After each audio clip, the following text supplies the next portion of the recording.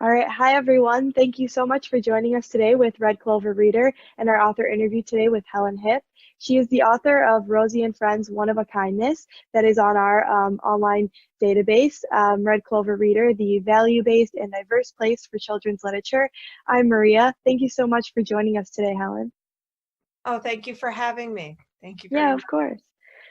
So in Rosie and Friends, One of a Kindness, Hornsby the rhino goes, he ends up losing his herd and he loses his sense of belonging, but he's able to kind of regain his importance and his understanding of to bring kindness to others through the new friends that he makes. And this book approaches bullying while it also teaches forgiveness, honesty, and compassion. So it's a great book, and we're so excited to talk about it a little bit more. So can you tell us about yourself, Helen, and give us a little introduction of yourself?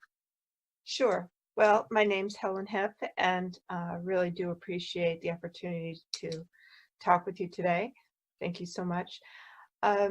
Yeah, I have written One of a Kindness, and it came about after meeting a wonderful pink hippo on a family vacation. And it was my son who named her Rosie, and um, ever since then we've been continuing the journey and writing a lot of books, and it's been a lot of fun. And so I'm happy to share the stories with you today. Yeah, that's awesome. So I know you just touched on it. Can you tell us a little bit more about your other books? And I know we have One of a Kindness on our website, but can you tell us a little bit about the whole series? Sure. The series actually began with a book that was written for older children, ages 9 through 12, entitled Rosie and Friends, A Different Kind of Safari. And then it evolved into the writing for younger children, which is starts with Rosie and Friends, Positively Different. This is Rosie, and she is the matriarch of the safari family. And we're continuing to tell a bunch of different adventures. And she has a lot of friends, as you can see right here. And here is Hornsby, and he is the protagonist for the second book, which you spoke about, Rosie and Friends, One of a Kindness. And tomorrow we're introducing yet another character in another book, which is entitled Rosie and Friends, Planting Confidence. And it introduces a little Maasai girl named Loyanne. And she goes on her own type of safari. So I would invite people to look for that on Amazon and other sites, which I will speak about at the end of the interview. But all of these books, although fun and colorful, have universal messages that are important to share with children, with each other, and their strength is they invite children and readers of all ages to figure it out for themselves. It doesn't tell you how to feel or how to think, but it invites you to kind of take little pieces that are relatable to your life, that are important to you, and think about it. So very thought-provoking and fun. And they have activities at the end of the story. So you can not only read a story, but you can engage in it in yet a different way, which is also fun for the readers and the listeners. Yeah, that's awesome. So can you tell us, I know you touched on it earlier, can you tell us a little bit more about your inspiration for the book? The inspiration came from a real life safari that my family went on. And during that safari, we spotted a group of hippos. And there was one that was standing on the outside of the pod. And the pod is what you call a group of hippos. And we asked the guide why that was. And it was because she was different. That that hippo was pink, all pink. And she was tolerated, not necessarily accepted by the herd, but just tolerated. And my son named her Rosie right then and there. And that was the beginning of the books, because my son was given the diagnosis of Asperger's, and he too knew what it felt like to be ostracized and treated differently because of differences. And I thought it was pretty spectacular that we flew halfway around the world and that these two individuals came together and had this instant connection. I thought, how wonderful. And that was the beginning of all of this. Yeah, that's amazing. That's crazy. Can you tell us also a little bit about the other main characters? So I know in One of a Kindness we have Hornsby the rhino. Can you give us some backstory on those characters as well? Sure. Well, TLC, who is on the front cover with Hornsby, is a tender, loving crocodile. And he is also in a different kind of safari. And he is a very wise crocodile.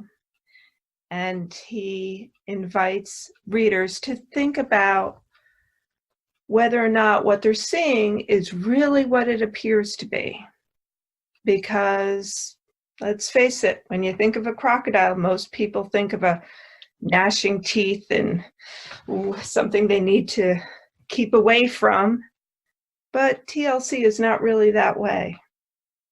He's tender, and he carries a kindness book. And you'll learn more about that in this story. But he is definitely a character that pops up quite a bit in the stories.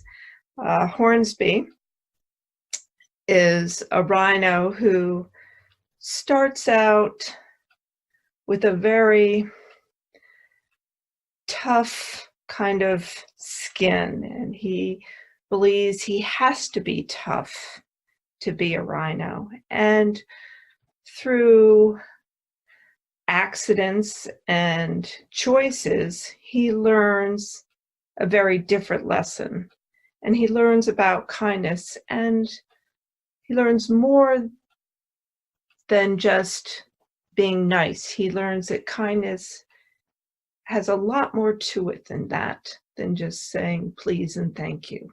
And so I would invite parents and kids to read that, take those lessons and think about that. Let's see. Rosie and Friends, Positively Different, which is the first book in the series, is all about helping an ostrich. You can kind of see her here. She's just peeking around the book. Rosie really helps this ostrich understand that differences are not necessarily a bad thing. And she shares how she reframed that negative mindset into something more positive. So she sees her life as positively different. And she explains that in her book in the end through a song that she has, and it's on the website so kids can listen to the song. But in the back of the book, she writes that she is positively different because she's unusual in a way that is different or interesting. She's exotic because she's different from what is ordinary. So these are little ways that she helps people understand how she sees herself, and invites kids to see themselves in more of a positive way. She also explains that differences are important. I mean, what would happen if we were all the same, if we looked all the same, if we acted all the same? Wouldn't life be boring? She talks about that as well. So she's very much a character that is kind of like Aunt B for those that are old enough to remember Aunt B. She's a teacher. She's very much like a wonderful grandmother. Yeah, that's awesome. I agree. I think the book is amazing, and it has some really deep characters in there that are very reflective. So I think people should check it out if they're interested. Can you tell us a little bit about when you started writing and what inspired you to do children's literature in specific? Well, it really was the safari in Africa that got me writing in my head really for 12 years. And then it was meeting a woman who soon became my friend, and she happened to be an editor. And I shared the story, and she just encouraged me. But it was those events that really led me to do it more than anything. It wasn't anything I chose for myself as a career path or anything. It just kind of evolved out of events. So Yeah, that's great. So kind of going along with that, what do you do in your free time when you're not writing? well, if I had free time, I would tell you. I'm a psychotherapist by profession.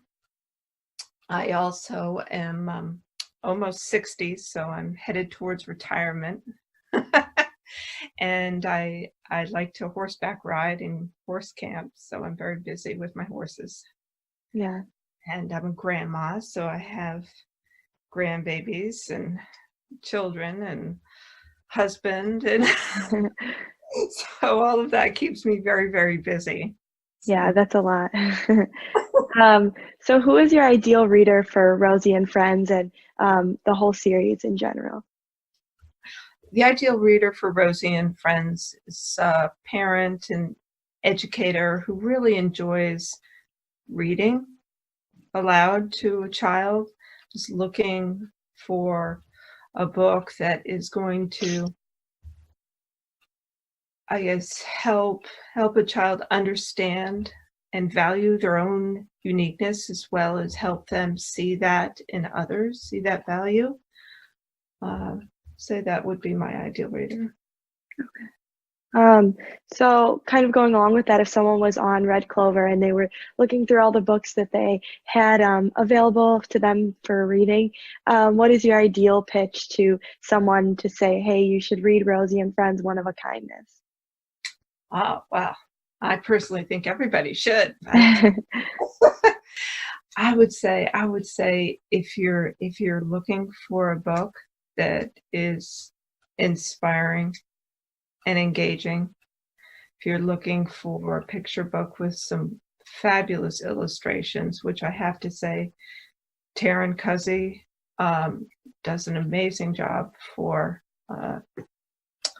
the books I've written for younger kids, and Hillary Ann Loveglass for a different kind of safari. They're fabulous illustrators, and I really do have to put in pictures for them. You will enjoy those illustrations. But yeah, and if you're looking for an inspiring book that really is going to leave you smiling, these are the books.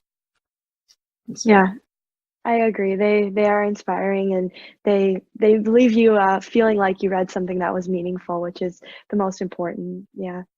That's the feedback I've gotten from testimonials, is that they've been very helpful in classrooms, and so teachers. But I would also say parents that are homeschooling, these would be very helpful. One thing that I mentioned in passing, but people may have missed it, is my son Ray, who named Rosie. He's now in his 30s, but when he was younger, it was very difficult sometimes to have discussions about how you felt with your differences. And these books really can help with that. I say that very seriously, because as a parent with a child that has special needs, I understand the challenges that many parents might be facing today. And I'd like to let them know that this is a resource that they might find helpful. So that would be one message I would really want to put out there. Yeah. So taking that a little bit further, as a mother and a grandmother, what is your advice to both parents and children, as kind of a wrap up for our whole interview? Advice, I would say, get off the internet. Read, whether it's my books or somebody else's. There's so many wonderful things out there. So don't get lost in technology. Take the time to turn it off and turn on to nature and all the wonderful things that are really out there. Don't forget those things. Yeah, I agree. I think that's a great message. So thank you so much for joining us. We enjoyed having you. Thank you for having me. Yeah, of course. Yeah.